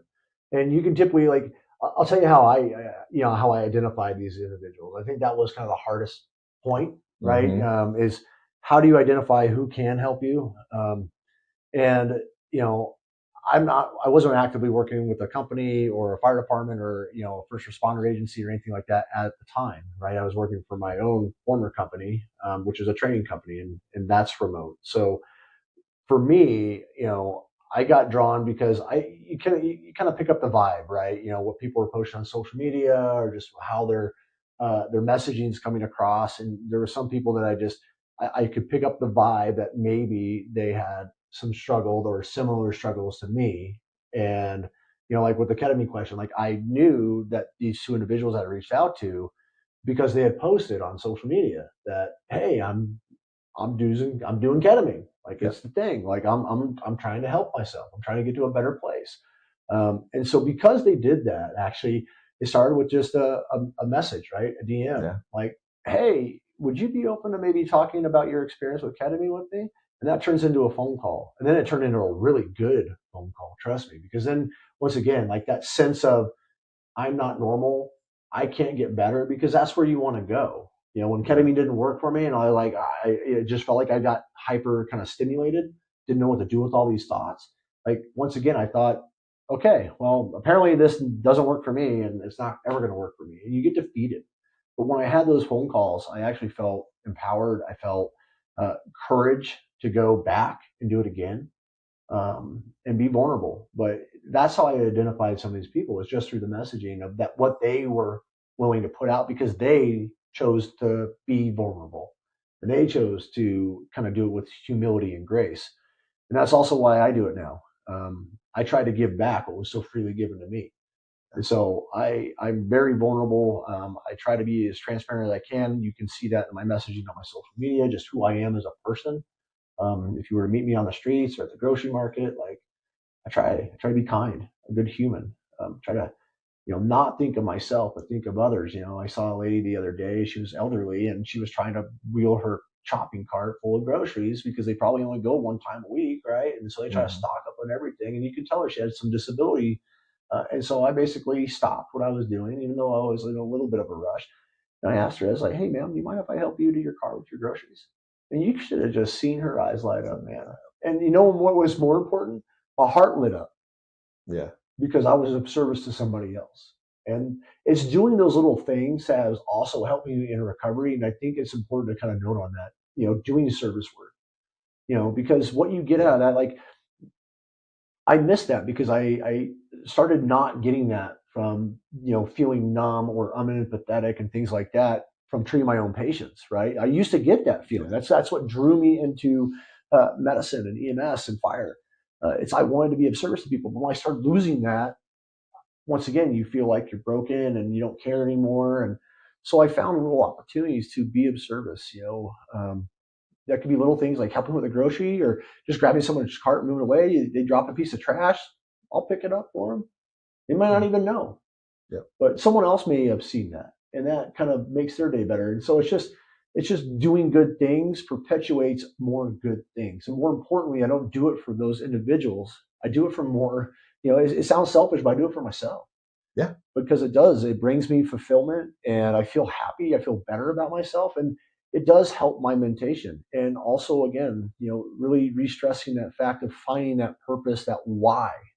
What is the why that you wake up every morning? And for me, it's to be a good husband. It's to leave this world a better place than I found it. And more importantly, like my mission right now in life, just because of what I've been through, is if there's anyone out there suffering, to give them the tools and resources I couldn't find, to give them the opportunity to make sure that they can see that there's hope out there. Because, like I mentioned, when I got out of my behavioral health hospital, they put me on a bunch of meds. I had done ketamine, I'd done micro and macro dosing of psilocybin, medical cannabis. I got my service animal therapy. Like I tried to try as many things as I could and expose myself so I could see what works and what doesn't work. But like I said, in my recovery, it's been dynamic. So some things I've been able to roll off. I'm happy to say, like today, I take a general vitamin and some ibuprofen because of my back and an allergy med. Like I'm not on any SSRIs. I'm not. Do I know what works and what? Yes, if I need them, I know when I need to go back. But I have been able to replace some of these medications and some of these things I were doing with holistic therapies and just things that I've learned along the way. And by practicing it daily, it gets you once again into a better place. So that's a great point. And as we kind of maybe wrap up Yeah. a little bit, maybe let's each kind of share a couple of tools that we think you guys maybe could try on. And when I say tools or practices and stuff like that, there's things that we can do on a daily basis, on a weekly basis, on a monthly basis that can lead to improved mental health, mental awareness, emotional health, emotional awareness, because that's what we're striving for, right? We want to be the best version of ourselves. We want to be present in the best possible way. Yeah. So we've had, through your story, it's been amazing because we've seen the lowest of lows. We've seen this dark side, yeah, right? That I think a lot of us can recognize that maybe that's not particularly our story, but we can recognize elements in there that do relate to us. So thank you for sharing those, and I'm glad you're still here. And then the idea that just because we're working on this stuff doesn't mean it's all going to be great. Yeah. Some of this stuff that we try is not going to work, and don't be ashamed to be like, man, I tried this and it just really didn't work for me. I'm not going to do that anymore. That's okay. And I think it needs to be an expectation that when you are working on yourself, working in your recovery, that there are inherently going to be things that don't work for you, and not to get frustrated and let that negative self-talk detract from your overall mission or your purpose, which is to continue to live and live, more importantly, live a better life that's more peaceful, that you don't have, you feel fulfilled, you feel gratitude, you feel thankful. That is really ultimately like where I want to get in my recovery, where I feel that nonstop. Because when you feel those feelings, it's once again, it's like that dopamine kind of thing that we kind of talk about in medicine. But it's not constant, right? It's something that I strive for every day, and some days I hit it, and some days I don't. Some days it eludes me, but I've been able to like let go and say, hey, it's okay, I didn't hit it today, but guess what? I'm gonna try again tomorrow. I have that fortitude, and more importantly, the habits, the consistency with it. But some important tools I think people could maybe look at is, the most important thing is just be kind, really, and start trying to spot some of these signs in some of your coworkers that might be struggling. And it's okay to have that conversation and really kind of like, no, you're not okay. Like be kind of a little bit forward, kind of push for that. Because sometimes all they want is just someone, because they're just bottling all this stuff up inside. Having someone that can really connect and create that safe space is extremely important. And just remember that when people do share to you, that share is between you and that individual. It doesn't go anywhere. You don't tell, Joe on the next shift, or Rick or Sarah on your shift, or whatever that looks like. It really does need to stay with you, because what happens, and I've seen it happen, is when people break other people's anonymity, they don't ask out. They immediately associate that with like, okay, I can't ask for help anymore. Not safe. So we really need to protect that. But we need to have this conversation. I think that's the most important thing, is we need to be having the conversation. And so if you see someone that might be struggling, they're putting on more weight, they don't look very well, they're maybe hitting their device of choice a little bit more, they're seeming a little bit off. And sometimes you can't see that. Sometimes you can't see that. Like, I was talking to a chief, and you can see when people kind of maybe fall out of their physical fitness standards. What we don't see is when people fall out of their mental health standards. Yeah. And so it just make it a habit to check in. Like one of the easiest things that I have found, and I don't do this every day. Like I said, I try to be consistent. There's days I am, there's days I'm not, and that's okay. But I'll send out like a couple, and it's really easy. If you want to do it the cheap way, type a really kind of thoughtful message like, hey, I'm just stopping by to say hi. And some of the people that might be watching it that know me, they probably understand and recognize this. But I just say, hey, I send out a text, because that is a lower barrier than a phone call sometimes, or wanting to personally talk to you. But maybe that can open it up, right? So it could be just like, hey, so-and-so. I'm just stopping by to say hi. I hope you have a great week. I hope things are going really well for you. Hey, if you need anything, I'm always here. That's it. And I copy that text and I'll send it to 3, 5, 10 people all at once, just blast people. I don't do it in a big blast message, but I do it individually. And I'll never know. I'll never know if someone needed that text that day or didn't need that text that day. But more importantly, like I said, I'm doing it for myself and my own recovery. But it's also throwing a lifeline and normalizing, hey, it's okay to have conversations around, hey, I'm feeling really anxious or I'm feeling really depressed or man, I feel like I'm hitting the bottle too hard. Or sometimes they don't know. Like I didn't know. I didn't know a lot of the stuff that was happening to me. And, I can always sit here and say, I wish someone else would have recognized that and helped me. But I don't know. But more and more we're finding out that people just don't know how to start these conversations and have them. And I guess that's where maybe I put on my chaplain hat and make it weird Okay. for everybody. But this is going to work if you stick with me for a minute. Because I don't know how many people have gotten the text, hey, buddy check, or how you doing? And it's a great start. It's a great kind of, I liken it to dipping your toe into the water of trying to press a conversation, but it's not really going to always elicit a response. When Chris was sitting there getting ready to drive his car off or put the thing, a buddy check, just sending the word buddy check may or may not made a difference at all. So asking some specific questions. And so what I'll typically do with a lot of people that I'm like, hey, what are you struggling with this week? Like, hey, I'm thinking of you. A little bit more direct. I'm thinking of you, and like, what are you struggling with this week? What are you leaning into? Where are you succeeding? Asking more of a specific question that's going to draw a more thoughtful response and develop some of that sense of community, that it's more than just the tagline that we all see on, hey, stopping by. a meme. No, I like that. That's a tool I'm going to take away from this conversation for sure. So I guess there's a tool there, and maybe answer those questions for yourself during the week. I do daily routines of box breathing because I need to turn the voice off in my head. I could only do it for 30 seconds when I started doing box breathing. So that's taking a breath in for 4 seconds, holding it for 4 seconds, blowing it out for 4 seconds, holding in, and just doing that. I could only do it for 30 seconds. That's how ADHD I was and couldn't tolerate it. And now I do probably a good 5-10 minutes of just doing some box breathing and just shutting down the noise. Because even after this podcast, I'm going to have a conversation with myself of, oh man, if I would have just said this, if I would have just said this, and if I would have done this, it would have been so much better. So I'm going to box breathe. There are meditation apps out there. I have one called Abide. If you like scriptures, it has whatever background you want in the music in the background and has some scriptures that reads, and it just gives me a chance once again to shut down the noise. And then weekly, I'm asking myself those questions, like, what can I celebrate this week? What have I been doing well that I'm actually proud of and I'm doing? What am I leaning into? Is there a project that I'm leaning into and I'm trying to work on? And where is the potential for anxiety, the potential for struggle? And then where am I actually struggling? Sometimes those aren't the same thing. So that's why I say leaning into, we're leaning into this podcast today. Mm-hmm. Has the potential to develop anxiety, has the potential to develop triggers. And sometimes identifying that before it happens, knowing that this is going to be a hard conversation, can help us deal with it in a really good way. And then what am I struggling with? Where am I failing?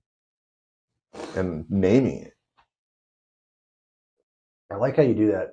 What I do at night now, most nights, is I try to check in with myself and check on my emotions, right? And go, hey, what am I feeling? Overwhelmed. Okay, what does overwhelm mean? Okay, stress. Okay, what are you stressed about? Okay, this project. Okay, and then try to name it and give it, because when you start doing little things like that, you're able to kind of, and I like doing it at night because I can put it outside, outside out of mind, and it allows me to allow at least a little bit more restful sleep. Yeah. In the morning, along with my daily routine, I try to either write or think of 3 things and try to say them out loud because, the science has shown, like, if we write things down, do pen to paper, very, very therapeutic. You get a lot of benefits out of that. But if you can't do that and you're a phone person, you can text. You can put some of this down on text, like your daily thoughts, like just a little blurb. I'm feeling like this, or this is going on. And if you can't even do that, you can record yourself, or just I talk out loud in my car, like, "Hey, higher power, like I'm feeling really stressed today. I got all this stuff going on. I don't know how I'm gonna get all this stuff done. Can you give me the power to kind of like work through some of this stuff?" And it just allows me to kind of offload it and get it off and just kind of say like, okay. And what I have found is it just eventually, goes away. It doesn't become a problem. It doesn't hold that power over me to the point where I can't do something anymore. But also just, the gratitude. I try to do three things of things that I'm grateful for or that I have going on in my life that are positive, because it's so easy. Like you mentioned, I can tear myself down better than anybody, quicker than anybody.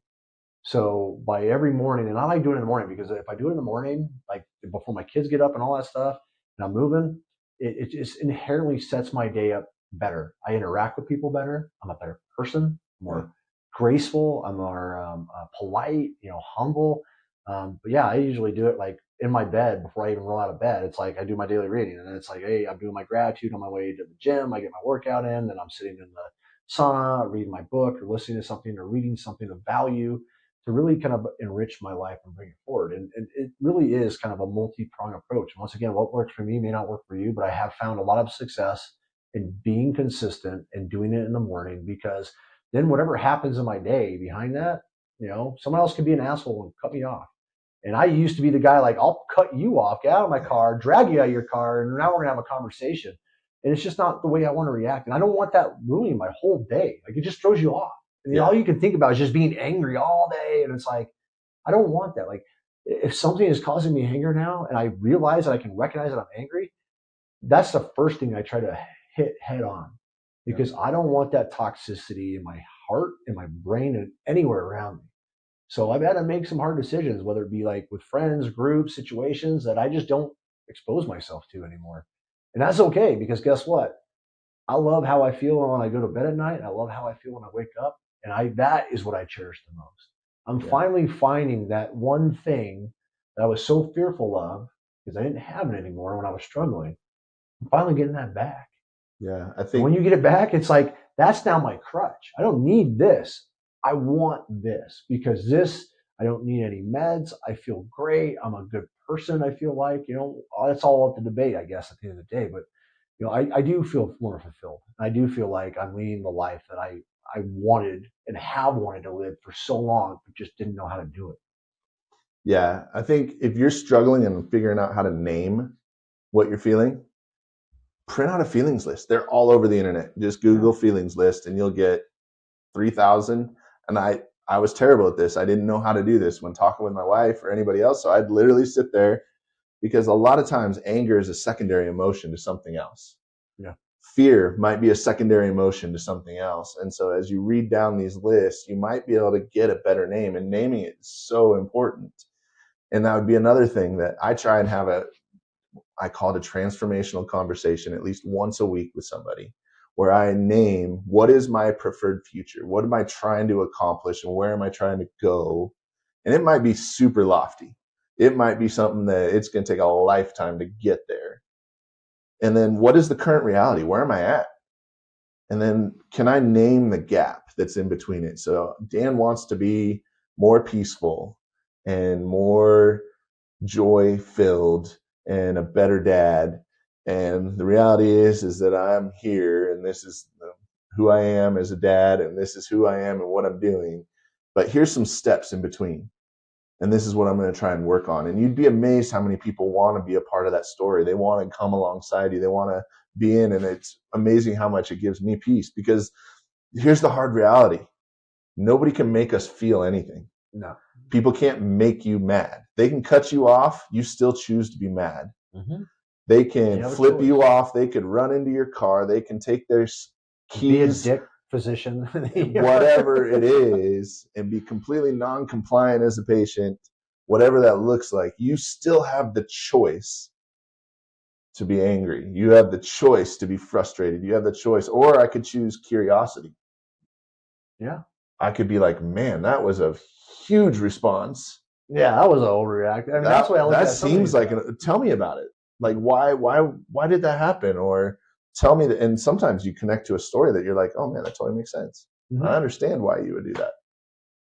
And you get to realize that my inner peace wasn't affected by this, and I got to You start learn something. valuing it and prioritizing your inner peace over some of those other things. But once again, folks, especially if you are kind of feeling some of these, early emotions that I've spoken about, you have to be patient with yourself, and you have to try some of these things and just start layering them on, because it does take time. Where I'm at today took me almost I think we're going on almost 19, 20 months. Uh, I'm 20, 21 months of actively working on myself every day. And I'll tell you, like the first couple of months, the first year, like there are still struggles, and it was hard. But here's the thing, like if you work at it, it comes. It really does. But you have to work at it. You got to get that tribe. You got to communicate. And more importantly, you got to ask for help. And it's okay to ask for help. It's okay to be transparent. It's okay to let other people. I'm seeing more and more, but this is also why, with Mind the Frontline, we were really trying to change the culture of first responders mentality, because and the culture is the hardest thing to change. But at the same time, you're seeing a little bit more accepting. Like I've never had it. I shouldn't say never, because never is a long time. I had one of my flight partners tell me that. But usually I don't get trolled for posting something about my mental health, or posting something motivational or anything like that. Most people, there are other people out there, and the first thing now that I used to be reactive, right? But now I look at it as like, oh, I wonder if they're hurting. I'll reach out to them. Why? Because you never know. You never know. This is such an insidious disease and injury that you may not see in yourself. And I've had people like where I've reached out and kind of not called them out, but just said, "Hey, that was kind of an abrasive kind of response to that. Like, this is what I'm trying to do. What was your thought behind it?" And sometimes they're still abrasive after that. I'm like, okay, and I try to hit it with humility and grace. All right, well, hey, I'm sorry that you felt like that. Is there anything I can do, or if you need to talk, like I still make myself available, even to the people that don't necessarily might elicit that I'm angry response, because it's still there. Like once again, this doesn't ever go away. That response wants to come out. It's up to me to choose to either tone it down, bring it back, or choose to let it roll away and say, not today, not today. Not today. And that's how I look at it now. It's like, you didn't give me today, but some days you win. Some days that asshole wins. And my amygdala takes over, and once again, I can look back and make an amend and basically go, hey, I'm sorry about how I treated you. It's okay to fail. It is. It's okay to fail. We're all gonna do it. It's funny because we look at kids, right? Like nobody laughs at a kid that's trying to walk and keeps falling over and over and failing and failing and failing, right? Nobody makes fun of that. That's exactly what we're trying to do here. Yeah. We're trying, in order to get there, you're going to fail. You just need to be comfortable with it. Yeah. Mind the front line. We're going to fail. Yep. And we're going to try and get back up and say we're sorry and keep on rolling. So as we wrap it up, maybe one practice that you would encourage somebody to try this week, this month, as we finish up. Find a new hobby. Something that's outside the box. One of the new hobbies that my wife turned me on to, and anybody can do it, is paint by numbers, right? Literally, you just take a paint, has a number on it, you match that number with this number, and she creates this like cool, it's amazing. But I tried it earlier this week, and I thought it was really good. If it's, try physical fitness if that's not your thing. Going for a walk, picking up a new instrument, learning a new subject, learning a new, language, do something, because a lot of people that get engaged with a new hobby, once again, you start finding a purpose and a meaning. But I would challenge you to find a new hobby or find a new purpose or meaning. Find that why of why you're waking up every morning, and try to build your tools around that. Cool. I think for me, I would say try being vulnerable with just one person this week. And maybe even if you can, make it a regular habit. So those 3 questions: where am I succeeding? What am I leaning into? Where am I struggling? Put it in a text, put it in an email, and share it with one person. And then send those questions to one person and invite them to be vulnerable. You don't know if that person needs you. You'll know. Invite them to be, because it's all give and take. None of us are at this level and some of us are at this level. We're all just here. We're all in the same. We're bathtub. all in the same bathtub. Well, Dan, dude, brother, I thank you very much for making the time, coming up here from Durango and spending the time with me so I could work through my story. And I hope this is impactful for someone out there. And just know, like, if you are struggling, you're not alone. Trust me. Like, I still have my struggles. Dan still has his struggles. We're all struggling. I just don't want you to struggle in silence. So I encourage you to ask for help. And if you do want to talk to someone, please reach out to someone that you do feel a safe space with. And if you don't, you can always call 866-MIND 24/7. And that is Mind the Frontline 24/7 peer support. And that is totally anonymous. It doesn't go anywhere. It stays internal. And these are culturally competent first responders that are dispatchers, EMS workers, healthcare workers. We have clinical psychologists on there as well. So you never know who you're going to talk to, but these are all individuals that understand some of these struggles and hopefully can hold the door open for you and guide you in making that next step. And with that, I just want to say thank you, everybody, for allowing me the grace to be vulnerable and share my story in this safe space. I love our community. I really do. And I wouldn't be here and doing what I do without all of you. So with that, I hope you all have a great day. Have a great weekend wherever you're at. And be sure to kind of check in on the next episode as we continue to have these critical conversations by Mind the Frontline. Once again, just stay safe, stay sober, stay happy, be kind, and mind the frontline. To our dedicated listeners, thank you again for joining us on this critical journey. Remember, the Critical Conversations podcast is a steadfast resource for police, fire, EMS, allied healthcare workers, dispatchers, air medical, and military personnel, along with their families. Your support makes the impact of these conversations resonate even further. If you found today's discussion enlightening and want to stay connected with our ongoing mission, please be sure to subscribe to the Critical Conversations podcast. You can find us via Spotify, Apple Podcasts, YouTube, and the Mind the Frontline website. Your subscription ensures that you will never miss an episode, and it's a powerful way to show your commitment to fostering resilience within the entire first responder community. For more information and additional resources, visit our website at www.mindthefrontline.org. Together, let's continue these critical conversations and build a stronger, more resilient first responder family. We thank you for being a part of the Critical Conversations podcast. Until next time, take care, stay strong, and mind the front line.